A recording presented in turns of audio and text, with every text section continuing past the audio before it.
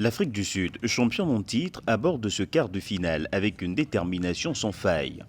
Les Banyana, leaders du groupe C avec 7 points, ont dominé le Mali 4-0 et le Ghana 2-0 avant de concéder un match nul face à la Tanzanie, un but partout.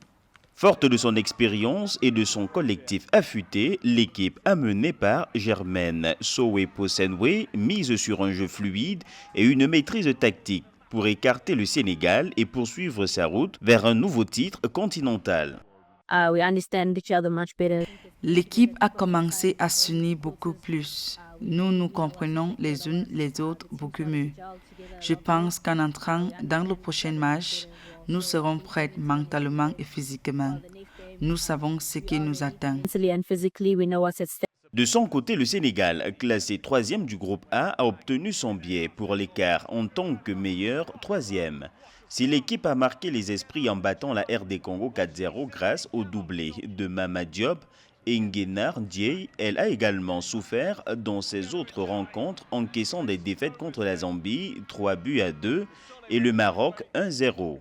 Cependant, les Lions de la Teranga, bien que surprenantes, nourrissent de grandes ambitions et espèrent créer l'exploit face aux champions en titre. Nous allons essayer de bien les étudier et de travailler sur leurs qualités et leurs forces, mais aussi sur nos qualités, en rectifiant ce qui n'a pas été bien sur ce premier tour pour nous permettre de faire le bon match.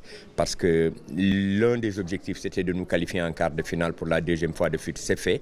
Maintenant, l'autre objectif aujourd'hui est de passer ce cap et de qualifier pour la première fois le Sénégal en demi-finale de Coupe d'Afrique. Et donc, c'est dans nos cordes. Nous allons nous donner les moyens de travailler sur ça. Ce duel qui se déroulera le 19 juillet 2025 au stade d'honneur d'Ouidia promet d'être intense. Les deux sélections, chacune avec ses forces et ses faiblesses, affichent des dynamiques positives. L'Afrique du Sud devra composer avec la pression et la fatigue accumulées, tandis que le Sénégal, en quête d'un premier accès à un dernier carré historique, espère tirer profit des erreurs du premier tour. Ce match s'annonce également comme un choc entre deux philosophies du football féminin africain, la rigueur tactique des Banyana face à la combativité sans relâche des Lions.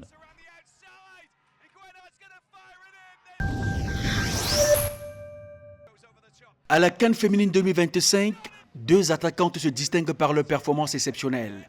Jeslan Chebak, la capitaine marocaine, et Nguenar Ndiaye du Sénégal mènent le classement des buteuses avec 4 réalisations chacune. Chebak a marqué en ouverture du tournoi contre la Zambie avant de signer un triplé éclatant face à la République démocratique du Congo. Sa précision technique et son leadership ont été des atouts majeurs pour les Lions de l'Atlas. Quant à Ndiaye, elle a inscrit 2 doublés, l'un lors de la défaite contre la Zambie et l'autre lors de la victoire écrasante contre la RD Congo, illustrant son efficacité devant le but. Je me suis promis de ne pas jouer pour me faire un nom, mais d'être joueuse d'équipe. Ce n'est pas mon instinct, mais celui de la Zambie. Je me suis promis d'aider l'équipe de Zambie à gagner. L'attaque zambienne brille avec Barbara Banda et Rachel Koudanandji.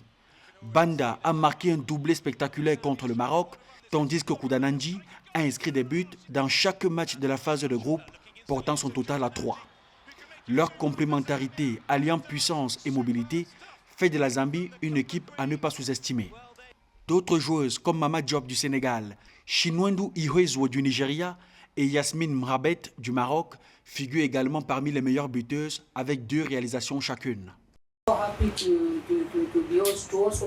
Je suis heureuse d'être à la Coupe d'Afrique, de faire partie de cette ascension. La dernière CAN que j'ai jouée, j'ai marqué 3 buts. Je n'avais pas d'expérience, j'étais juste une joueuse qui montait en puissance. Je faisais juste de mon mieux, j'ai essayé ma chance. Maintenant, j'ai déjà joué avec les différentes joueuses dans le monde et donc j'ai de l'expérience. J'attends beaucoup de moi-même. En tout, 46 buts ont été inscrits lors des 18 premiers matchs du tournoi, soit une moyenne de 2,6 buts par rencontre. Un rythme effréné qui promet une CAN féminine 2025 spectaculaire et riche en émotions pour les attaquantes africaines. Nguenar Ndiaye, redoutable attaquante sénégalaise, est le symbole d'une équipe ambitieuse et déterminée à marquer son territoire. Dès le premier match de la CAN féminine au Maroc, Nguenar Ndiaye a fait parler la poudre. Contre la RD Congo, elle a participé au festival de buts 4-0 en signant un doublé à la 13e et 40e minute, démontrant d'emblée son sens du placement et sa finition clinique. Mais c'est lors de la deuxième rencontre face à la Zambie que Nguenar Ndiaye a véritablement éclaboussé le tournoi de son talent, marquant les 2 buts sénégalais du match perdu 3-2 contre les Copper Kings. Il faut dire que l'attaquante sénégalaise Nguenar Ndiaye a effectué de très belles réalisations à l'entame de cette CAN pour dire qu'elle est restée constante. Aussi spectaculaire que ses buts marqués donc face à ses adversaires. Et vous voyez qu'avec 4 réalisations, dont 2 doublés en 2 matchs, et c'est exceptionnel. Ces statistiques, justement, la positionnent vis-à-vis de sa rivale marocaine, Chebak. Nguenar Ndiaye compte à elle seule 4 des 6 buts du Sénégal dans cette Coupe d'Afrique des Nations féminines. L'attaquante de Bourges en France, 17 buts en 11 matchs, est plus qu'une simple buteuse qu'une force majeure. À cette CAN, elle occupe la tête du classement provisoire des meilleures buteuses aux côtés de la Marocaine Zizlan Chebak. Il faut dire que Nguenar Ndiaye donne du fil à retordre à la défense de l'équipe adverse qu'elle croise. Elle a un balle au pied propre à elle, assez exceptionnel.